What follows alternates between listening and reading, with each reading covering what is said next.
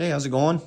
Today I'm going to be showing you guys how I prepare a block for paint, die grinder wise, as in, taking off all of the sharp edges, smoothing everything out to a nice, I wouldn't say a smooth finish, but something without sharp edges. It helps with the integrity of the block. It makes it stronger, getting rid of any sharp edges. And ultimately, once it's painted with a nice thick enamel engine paint, it turns out much nicer. Like you'll see in the videos, there's big casting webs up through here and big casting webs through back here. All sorts of stuff all over. You'll also see the issues we have with this one lifter bore. But that's all to be said, coming up very soon. Currently in the process of cleaning and prepping all this junk, this fucking garbage. Man, you can't get one of these Chinese die grinders to work if you wanted to. Oh,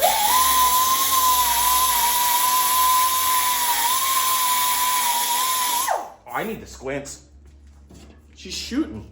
She's shooting good. But no, I'm going to clean up all of these lifter bores because I don't know what the deal with the casting of this block is. It's a really cheap light, but it works.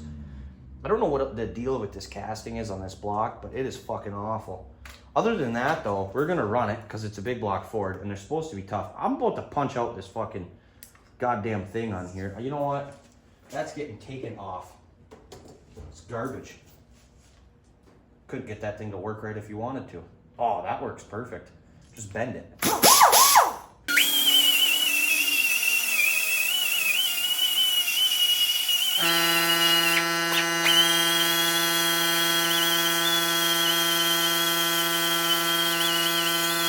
Make sure the oil flows nice and good down into there. Basically all I'm doing is cleaning up any spots where it could cause, if there's any stress on the block and there's a soft spot or a weak spot where there's like a factory crack in the casting where it could, prone to a crack because the casting factory almost looks like a crack because there's like a thin spot. You try to get rid of all those because that crack will grow from a thin spot all the way into a big spot. So by deburring the entire block, all you're doing is you're cleaning of all of the excess junk from casting and all the flaws to make it less prone to cracking. These lifter bores shouldn't look like this if the block was casted good, but it's how it was casted. So I'm going to try to get rid of as many sharp edges as I can just to try to make it so it doesn't crack.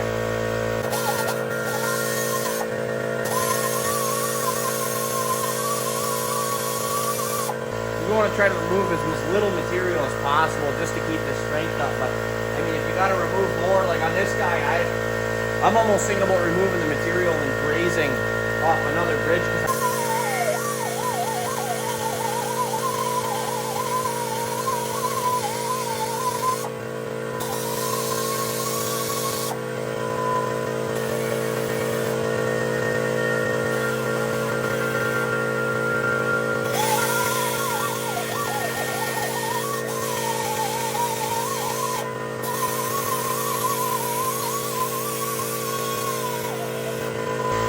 Got to be really careful when you're getting down into these spots, but other than that, you're fine.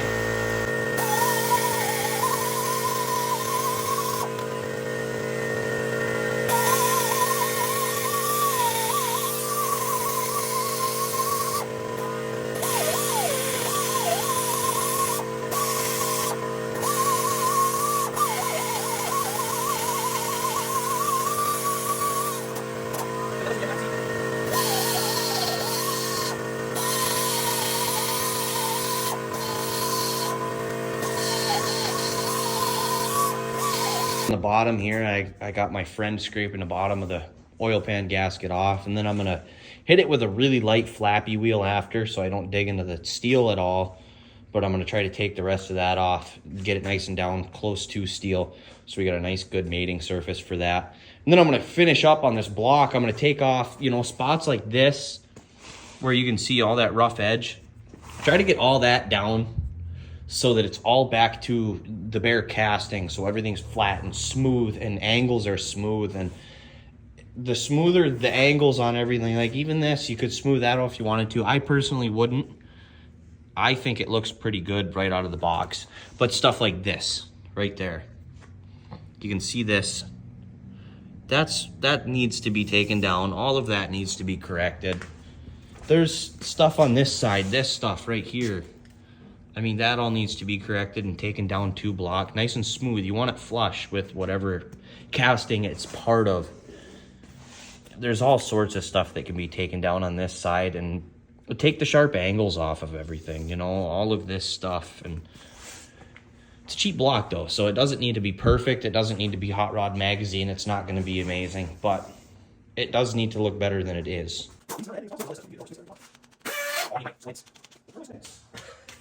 Where are my safety sunglasses? Where'd I put my safety sunglasses? No, seriously though, where are my safety sunglasses? My sun safety glasses. My safety sunners. Safety sun. What the fuck? Dumb fuckers. Seriously.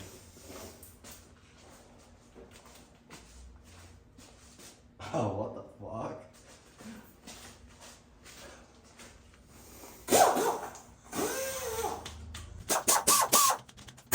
Wow. I lost the safety. I lost my sunglasses. I lost my safety sunglasses. All right, thanks. These are my safety glasses now. Where did you set them? I have no clue. Where was I even gonna? Oh, right here. Dude, Are they on my? Here, you can have them. You look retarded now. Look how good you look.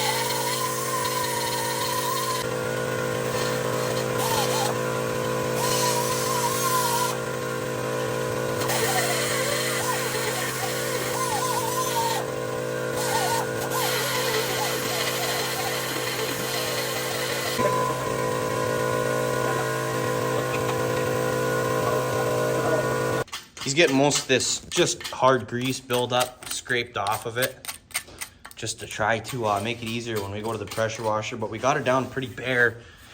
I got all of this smoothened right out. For the most part, it's fairly decent. Nothing is sharp on the fingertips, per se, I guess, which is mainly what you would want. Keep a little drowsy with the camera today, but yeah. Got everything smoothened out as much as physically possible. For my abilities anyways, I could probably hit both of these one more time. These are just what they use to set the block on in the factory, I believe, when they're carrying it around with the crane, is these legs that come off the side. I've seen people cut them off the blocks to make it look better, but I just trying to get it down as smooth as possible. I got all the main stuff, like that big spot that was through there, and it was ugly too. I mean, once this block is painted and everything's cleaned up, it'll look better too with all that clean. There's a couple things like back here. I still got to hammer this out. And honestly, I'm just noticing most of this stuff as I'm looking at the block with the camera. Starting on this crankshaft, I mean, this thing is absolutely horrible. This is gonna stick oil. It's gonna create an out of balance crank just because of the oil cling. And it's so awful. And it's all around the center. And it's fairly even how much material I'm gonna take off. So I really am not gonna be super concerned about it throwing it out of balance. Not going to be, you know, overly concerned anyways. I'm sure it's going to throw it a little bit off, but I don't think it's going to be anything that's going to cause any failure of any sort. I wouldn't be concerned to do this at home if I were you guys. But it's so, I cut myself on this fucking crankshaft taking it apart because it's just so sharp everywhere and there's so much burr on it. So we'll get that taken care of next and then go from there. We got the top all cleaned up. All of this is ground out smooth. These were of the worst of it. I mean, some of them were coming in damn near 3/4 of the way. I mean, that's not the best, but it's what we can work with. I'll probably have to braze some, whatever brazing rod is in there. I think it's brass. We got all of this finished. I tried not to remove any weight off of it so that it doesn't have to be rebalanced or anything.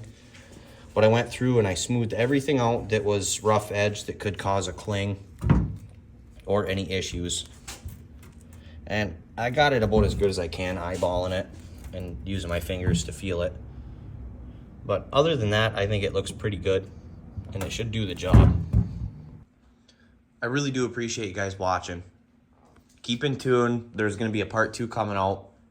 This is going to be a very, very healthy stock crank, stock rod, big block Ford. If this is something you guys are interested in, I would definitely tune back in and subscribe to this so you can watch this build go through. This is, I mean, I'm at home. I'm a 20-year-old man, so if I can do it, you guys can do it. We got everything settled. We're getting ready to go in for the night, but very soon to the future, we'll have my aluminum heads coming. We did a set of KB pop-up pistons. They're -11, so an 11cc dome piston, pop-up, as the older guys would call them. Got a pretty healthy, a stout 600+ lift cam going in this guy. Solid mechanical roller. We got some Howard's lifters. It's a comp cam, custom grind. We're going to be running a girdle in the bottom end, a baffled pan, and the whole works pretty much. It's going to be healthy. We got a 950 CFM Proform carburetor and a Wine Stealth dual plane on the way for this. Wine Stealth is definitely the way to go on one of these big blocks if you're going to street drive it at all. I would not get a single plane for one. But I mean, this is going to be a serious hot rod build, so stay in tune. Rock on.